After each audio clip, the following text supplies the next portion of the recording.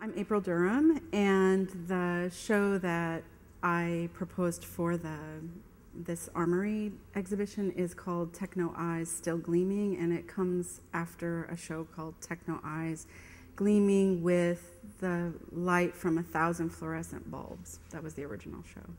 I was an MFA student at Art Center, and John was an advisor. John O'Brien was an advisor, and we had a lot of time talking about metaphysics and art and all the branches thereof. And he asked me after I had graduated, he asked me if I would be interested in putting together a sort of project-oriented show for the brewery projects, which wouldn't be about exhibiting art objects in a gallery atmosphere, but would be about really experimenting with ideas and so on, which that's a big part of my practice. So I invited several different people that I knew from Art Center and other places, other venues or other schools to participate in a show that would be considering the contemporary sublime, but not necessarily coming up with a definitive answer or definition to that term. And the experiment was to see if we could sort of engage with this idea of the sublime, the contemporary sublime, without naming it as such and without clearly defining it or being definitive about what it might be. And the interest sort of began with some of our professors like Dave Hickey or Jeremy Gilbert Rolfe, who were writing books about beauty and the sublime that had been published in the early 2000s. I felt like there could be more said about those things from these young artists, young meaning not necessarily in age, but in their practice. And so we were looking at questions of time and questions of simultaneity and questions of identity and questions of spatiality and trying to evoke this kind of other space and other rendering of time, and even questions of what beauty might be in terms of those at that context. Techno Eyes Still Gleaming, which is part 2 of the original Techno Eyes with the long title, is an extension of that question of considering the sublime with the addition of a sort of consideration of the way that we build belief.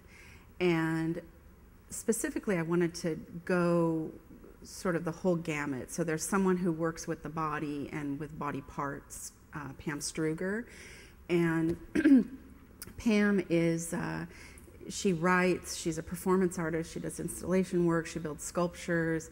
She's very much about experimenting with materials and color and through the viscera of the body in a way. And it becomes so transformed by her process that it definitely takes you through on a journey through it, but it becomes so much more than that. And then Will Fowler is a painter that, he was in the original show, and he's someone I really admire his work. He deals with anthropology and a sort of abstracted narrative in the way he builds up the surface of the paintings, the whole idea of his paintings. He uses lots of symbolism that gets very abstracted. So they could be considered simple, abstract works, but there's so much more about sort of mapping and layering and narrative and investigation and all of that built into the painting. So they're really complex. Linda Parnell is a sculptor who recently began working with DNA in her work. She always was a really formal sculptor and very interested in science, physics, and aesthetics, sort of conjoining the two. But this DNA work, I think, is quite curious because she's being a little bit more direct with the science, and it's definitely about looking at immortality and our drive for immortality, whether or not it's capable, sustainable, etc., and then aestheticizing that in these sculptures, which sometimes are. And she's someone who, everything is very beautiful that she makes, but she definitely wants to kind of go at beauty through the back door of grotesquerie. Jill Poirot is another painter, and she works with very banal subject matter, turnips and somebody's feet, and maybe Russian ancestry and so on. But again, she does she engages with it in this kind of biomorphic, evolving way. And then she doesn't just display one panel. She has these sort of arrangements of paintings that again build a narrative. And I'm really interested in sort of Victorian taxonomy and 18th century collections of the scientific inquiry that was not coming from our contemporary notion of science. It was about just getting stuff and having as many examples as possible of, all the hummingbirds in a particular region, or all the cardinals that one might shoot and stuff in a particular region. And I'm interested in this question of, other ways that we might do a kind of scientific inquiry through the auspices of insanity or illogicality or unreason. And then the way that we build up meaning out of that. So, I'm interested in semantics and systems of belief and so on. So and I'm a storyteller. So my combination of those two things have been to have these creatures, which are either animals or sometimes letters, tell stories within the framework of the artwork. And so the piece that I have in this show is a bestiary called the Semantic Bestiary, and none of the renditions of the beasts are there. It's just a letter with some information about beasts that is connected to either psychology or mythology or other kinds of narrative about creatures, and the way that we use that to build up meaning. And then there's a lot of repetition and a lot of sort of decoration like the medieval monks would do. So so I would say my own work is again about trying to generate a taxonomy that can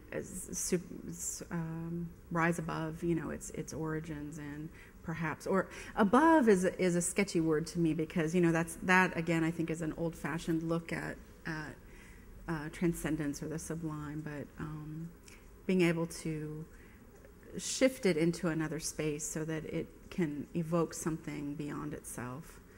Pam's making an installation piece that should, I think, go all the way down a hall or a sort of walkway.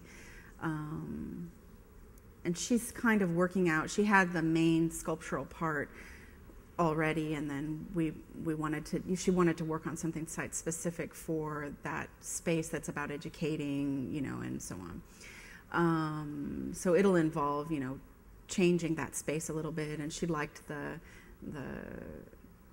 what do you call that? The sort of cave of the hallway. So she was interested in engaging that. I think that Linda's piece will eventually be an accumulated sculpture. Will and Jill's pieces are painting installation. I think it will be just single paintings, and then Jill's is a painting installation. And my piece is on shipping tags, little, there are hundreds of little, they're about 2x4 shipping tags that get installed in a kind of grid pattern, so they look like an illuminated manuscript.